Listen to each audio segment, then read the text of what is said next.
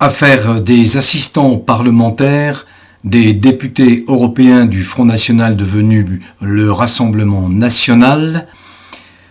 Ce lundi 31 mars avait lieu l'audience du tribunal correctionnel de Paris.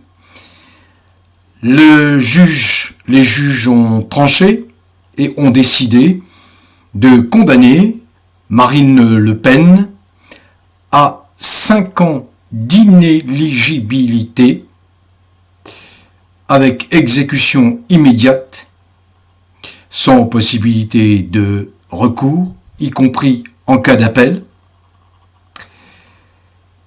et à 5 ans de prison, dont 2 fermes, contre Marine Le Pen. Cette décision, par sa sévérité, a soulevé beaucoup de réactions,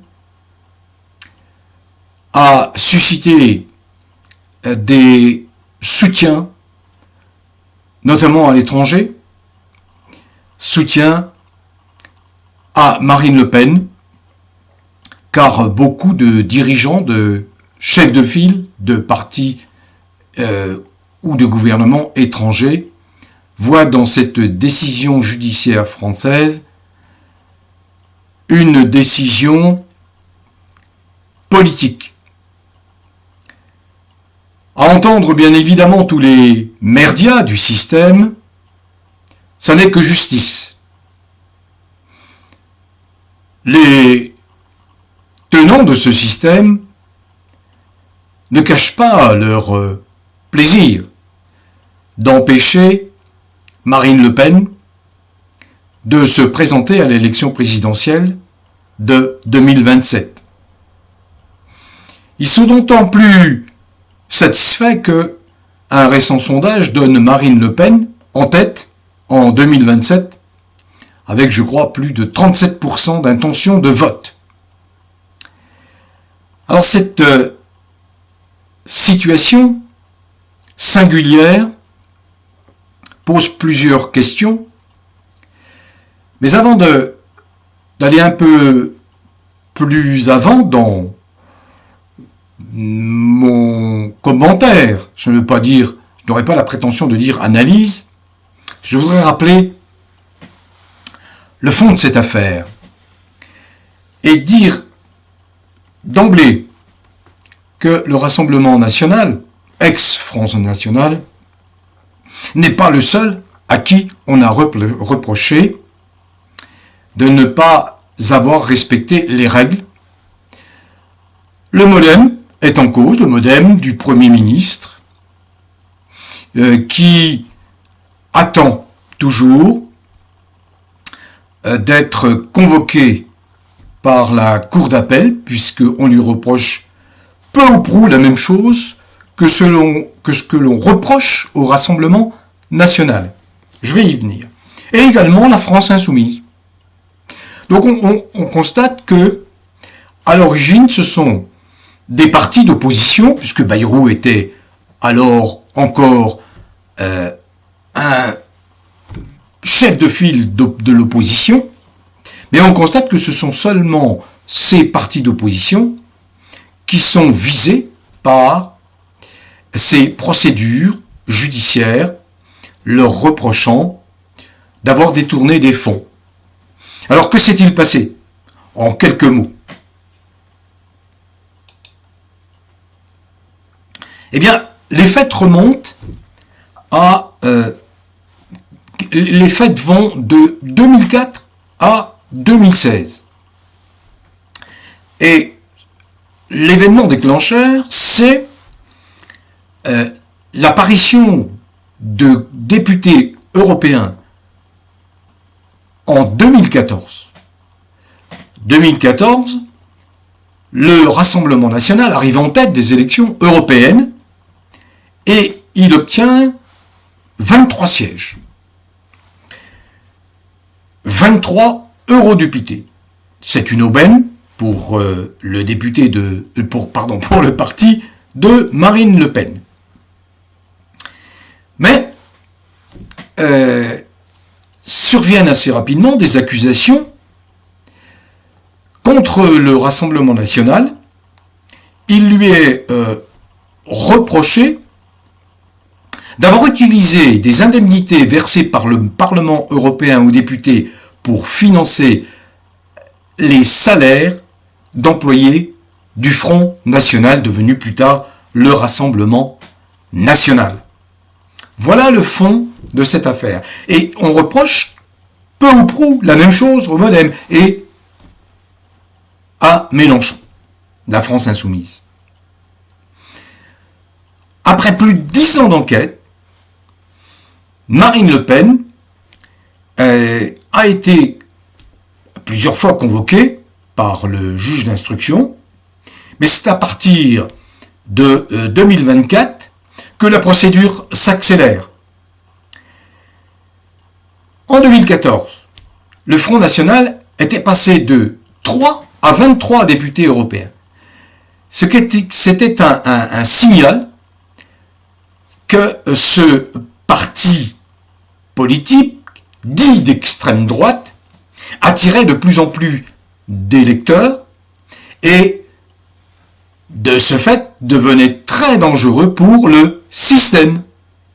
Donc il fallait, on peut se placer dans cette impression-là, il fallait absolument casser le dynamisme, la progression du Rassemblement national, d'autant plus que Marine Le Pen, ayant succédé à son père, s'est attachée à dédiaboliser le Rassemblement national et elle en a récolté les fruits. La preuve, c'est qu'aujourd'hui, le Front National compte 126 députés, auxquels se sont adjoints les députés de Ciotti, ce qui représente un groupe de plus de 142 députés. Il n'était que 88 députés dans la précédente législature en 2022. Et il n'était que 8 dans la législature précédente à partir de 2017 jusqu'en 2022. Donc on assiste à une progression régulière. Alors d'aucuns disent, à partir d'éléments de preuves qui sont difficilement contestables, que Marine Le Pen l'aurait probablement emporté à l'élection présidentielle de 2017 si l'élection présidentielle n'avait pas été truquée. Rebelote en 2022.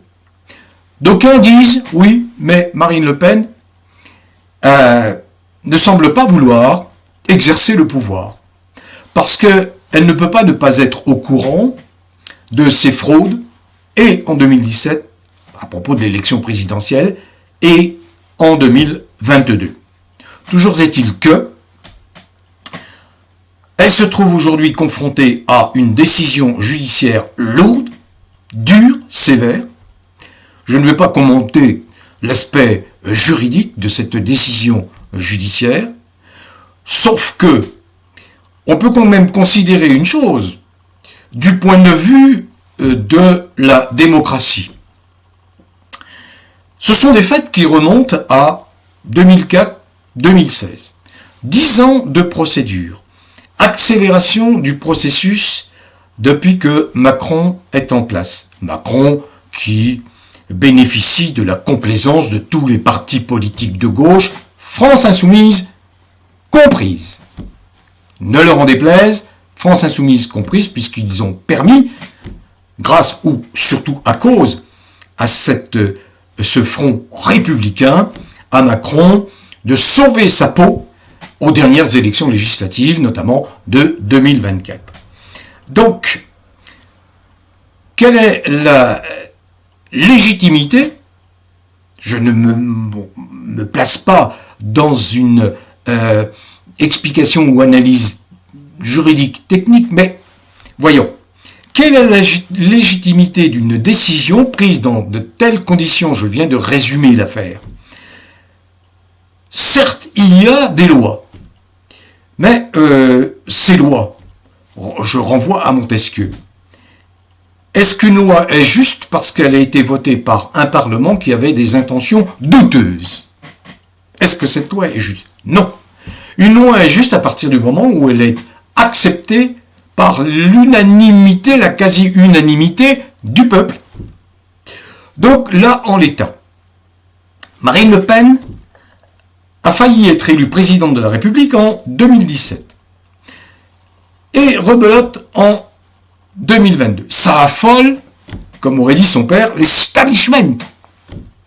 Même si le Rassemblement national n'a plus rien à voir avec le Front national de Marine Le Pen, il se trouve toujours des gens qui redoutent effectivement ce que traduit le Rassemblement national. Il traduit une colère populaire. Le Rassemblement national, ce n'est pas les beaux quartiers, ce n'est pas les bobos qui peuplent les rangs des écolos, qui peuplent les rangs des socialos. Vous savez, tous ces gens qui sont des wokistes invétérés, vous voyez, qui veulent dénaturer la vie. Non, le Rassemblement national, c'est beaucoup de gens humbles, pénétrés de bon sens, souvent issus des rangs de la gauche, souvent arrivés transfuges du Parti communiste, de la France insoumise, déçus de la gauche, des gens modestes. Et donc, ça se traduit dans les urnes par une progression régulière depuis 20 ans du Rassemblement national sur l'échiquier politique. Alors, bien évidemment, ça effraie tout le système mondialiste auquel appartiennent ces partis de gauche, France insoumise comprise. Vous savez, je ne suis pas un Rassemblement national. Hein, j'ai beaucoup je l'ai dit, hein, j'ai beaucoup apprécié en son temps certains partis de gauche dont je me suis totalement éloigné depuis que j'ai vu leur attitude lâche pendant la fausse crise sanitaire, hein, invitant les gens à se faire injecter du poison, invitant les gens à porter des masques, surtout les enfants, alors que c'est terriblement mauvais pour la santé, mais non, ils y sont allés, obéissant à leur grand timonier Macron, hein, courbant les chines devant Macron, mais oui, monsieur le président, des gens de gauche. Vous voyez bien un peu aujourd'hui le Parti socialiste, comment il agit. Hein, c'est le Parti socialiste traître qui évite toute les motions de censure pour ne pas faire tomber le gouvernement Bayrou, alors que Bayrou traîne des casseroles, alors que Bayrou a contre lui une affaire scandaleuse, hein, de maltraitance et de pédophilie dans des établissements scolaires dans sa région, et il était parfaitement au courant, et il reste enfermé dans le déni. Donc je ne veux même pas parler de Macron, c'est pas mon propos aujourd'hui, mais bien sûr que Macron tire les ficelles, Macron garde la mainmise sur l'appareil judiciaire, l'autorité judiciaire en France, quoi qu'on le dise, est aujourd'hui phagocytée par le macronisme le plus sombre. C'est inexplicable. Et j'ai expliqué dans ma dernière vidéo que la seule instance qui a conservé son pouvoir, c'est le parquet national financier. Parquet national financier, je le répète, qui a perquisitionné le cabinet de Tiffaine Osière, qui est la belle-fille de Macron, et la fille de qui, vous savez, JMT ou Brigitte, peu importe, alias, le moment venu, il arrive, on saura la vérité pleine et entière sur ce qui se passe au sommet de l'État. Donc, je veux conclure sur une impression personnelle. Vous savez, je trouve que Marine Le Pen, le Rassemblement national, mais Marine Le Pen, qui est son chef de file historique, a commis des erreurs d'appréciation. Marine Le Pen, qui a toujours couru après la respectabilité de son parti, a fait beaucoup de concessions. La dernière, c'est d'avoir permis à Richard Ferrand d'être élu président du Conseil constitutionnel, attendant probablement que si elle saisit le Conseil constitutionnel après une décision défavorable qui pourrait tomber en cour d'appel et confirme son inéligibilité pour 2027, elle a pensé que, en favorisant l'élection de Richard Ferrand, un macroniste invétéré, ex-socialiste, qui a eu maille à partir avec la justice, il en a réchappé, j'allais dire, parce qu'il y avait proscription des faits, des délits qui lui étaient reprochés. Vous voyez un peu, et c'est lui qui préside le Conseil constitutionnel, instance qui doit être garante de la légalité de toutes les décisions, de la conformité de toutes les décisions, de toutes les lois,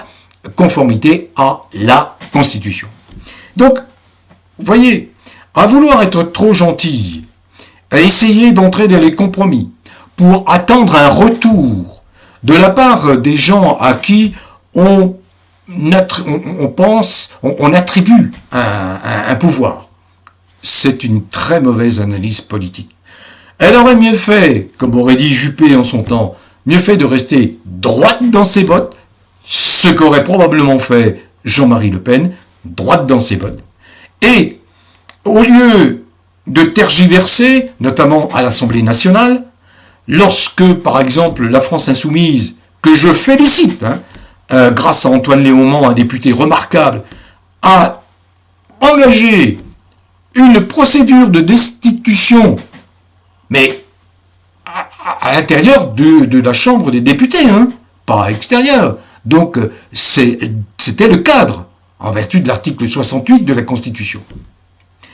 Eh bien, qui s'est opposé à la destitution de Macron? Marine Le Pen, le Rassemblement national. Qui, dernièrement, a empêché l'aboutissement de la motion de censure qui devait renverser Bayrou?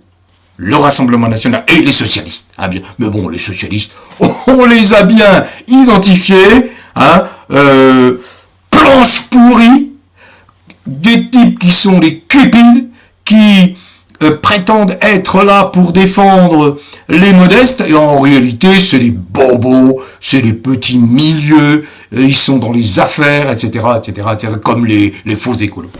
Donc, ce que je reproche à Marine Le Pen, c'est de ne pas avoir entendu les protestations, la colère des électeurs, 11 millions, 12 millions, peut-être plus, la colère des électeurs du Rassemblement national. Moi, je l'ai vu dans tous les centaines, les milliers de commentaires que je reçois depuis 6 ans que je fais des vidéos sur YouTube. Elle n'est pas en phase, malheureusement. Ça n'est en rien, dans ma bouche, une critique ad hominem contre Marine Le Pen. Mais à vouloir trop tergiverser, à vouloir trop attendre la complaisance des uns, des autres. Vous vous rendez compte?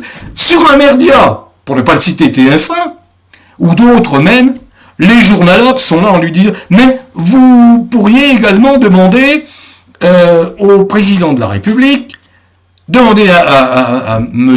Macron, président de la République, l'amnistie, une amnistie, c'est-à-dire d'annuler cette décision d'inéligibilité. » Et comme Marine Le Pen est de profession avocate, elle lui a répondu que dans la mesure où elle a fait appel de cette décision, Macron de toute façon ne pourrait pas intervenir, puisqu'il ne peut intervenir qu'après un jugement définitif, un verdict définitif, ce qui est le cas.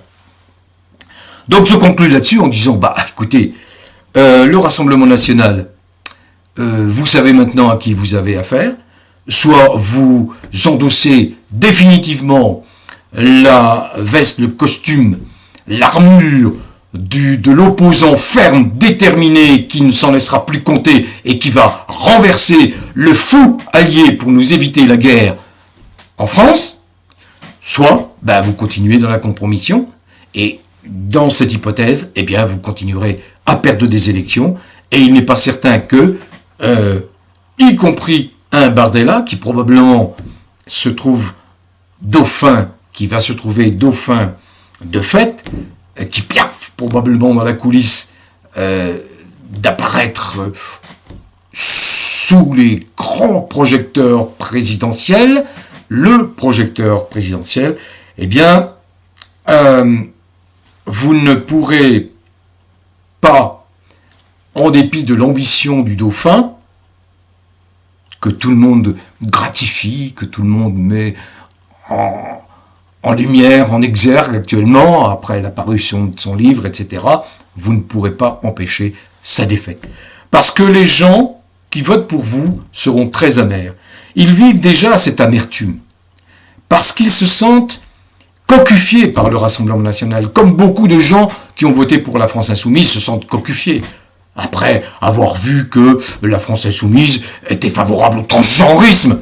Bon, après avoir vu que la France insoumise était favorable au Covid. Vous vous rendez compte un peu? Alors qu'on découvre aujourd'hui, et on a galéré, on est quelques-uns à avoir galéré pour faire émerger cette vérité. Et grâce à Trump, cette vérité, enfin, elle émerge partout. Les procès retentissants vont tomber sur les ministres français, le Véran, la Buzyn, le Édouard Philippe, et bien sûr le Macron, parce qu'il y a des dégâts humains considérables, énormes. Vous vous rendez pas compte, les gens, les effets secondaires, des gens qui sont paralysés, des gens qui meurent, bref, voyez. Et qui est rendu responsable alors qu'on leur avait promis qu'il ne serait absolument pas responsable des injections? Eh bien, on se défausse. La Cour européenne de justice a expliqué que ce sont les médecins qui sont responsables de toutes les injections à partir du moment où ces injections ont provoqué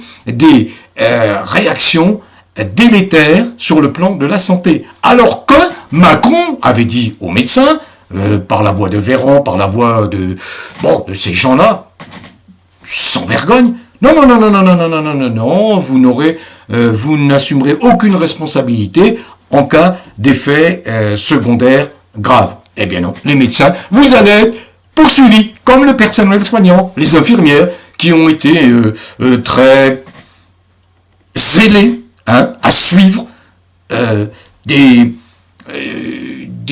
décrets, des directives, etc., totalement insensés, absolument insensés, dans le cadre d'une fausse crise sanitaire qui est dénoncée partout à présent. Voilà mon commentaire. J'espère que cette décision, ce n'est pas une bonne décision en soi pour le Rassemblement national, mais j'espère qu'elle elle servira elle va permettre aux gens qui font confiance au Rassemblement national de prendre conscience qu'on ne pactise jamais avec le diable. Et tous les gens qui me suivent depuis des années en sont témoins. J'ai toujours dit que le pire danger, ça n'était pas le Rassemblement national de Marine Le Pen. J'ai toujours dit le pire des dangers, c'est Macron. Et je maintiens ce point de vue. Et j'aurais bien aimé être entendu à une certaine époque par certains personnages haut placés du côté de la gauche. Mais non, mépris absolu, on n'écoute plus, donc on se prend des vestes. Et les filles, pour ne parler que d'eux, c'est bien dommage. Voilà, bon vent à tous. J'espère avoir été assez clair dans mon commentaire sur cette affaire de Marine Le Pen, de détournement de fonds pour payer des assistants parlementaires, non pas à effectuer un travail au sein du Parlement européen, mais au sein du parti politique en France. Bon vent à tous, prenez soin de vous, continuez à cultiver le bien-être, bien évidemment, et portez-vous bien.